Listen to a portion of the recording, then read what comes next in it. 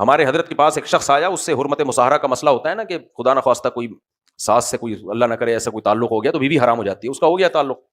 اب بہت شرمندہ ہوا تو حضرت کے پاس آیا, حضرت نے فرمایا آپ کی بیوی حرام ہو گئی. جہاں جہاں اس نے فتویٰ لیا سب نے کہا بیوی حرام ہو گئی.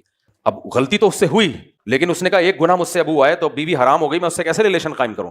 اب بیوی کو بتا بھی نہیں سکتا کہ یہ ہوا ہے, سوسائٹی کو بتا, یہ تو بند کمرے کی بات تھی نا.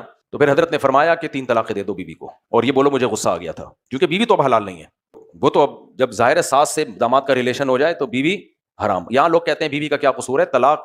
دیکھو اسلام میں حلال و حرام کے مسئلے میں قصور نہیں دیکھا جاتا. اگر کوئی زبان سے 3 طلاقیں نکال دے تو اس میں بیوی کا کیا قصور ہے. یہ بالکل ایسے ہی ہے, کوئی کسی پہ ٹرک چڑھا دے تو بندہ تو مر جائے گا نا, جو مرے گا تو اس کا کیا قصور تھا. تو کچھ قوانین ایسے ہیں شریعت کے, اسلام میں یہ بغیرتی برداشت نہیں ہے کہ ایک عورت سے بھی ریلیشن اور اس کی ماں سے بھی. بیوی سے جب ریلیشن تھا, ماں تو ویسے ہی حرام ہو گئی تھی, ماں سے ریلیشن ہوا تو اس کی وجہ سے اس کی بیٹی حرام ہو گئی.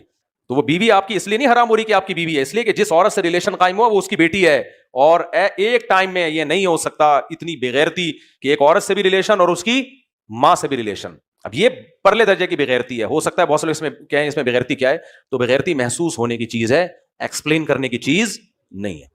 تو حضرت نے فرمایا اب اللہ کا قانون ہے بھائی, اب بیوی کو کیسے سمجھائے گا کہ یہ ہوا ہے نا, وہ تو ایک بڑا تماشا, تو گناہ پہ ویسے بھی پردہ ڈالنا چاہیے. تو ان کو پھر حضرت نے ہیلا بتایا, اپنے اوپر مسلط کرو, غصہ ہو, بولو غصے میں دے دیے. تو لیکن حضرت فرماتے دیکھو خدا کا خوف ہے اس شخص کے دل میں, اس سے گناہ تو ہو گیا لیکن اس گناہ کو یہ کنٹینیو نہیں کرنا چاہتا. تو ایک گناہ ہوا لیکن توبہ کتنی تگڑی ہے, توبہ کتنی تگڑی ہے.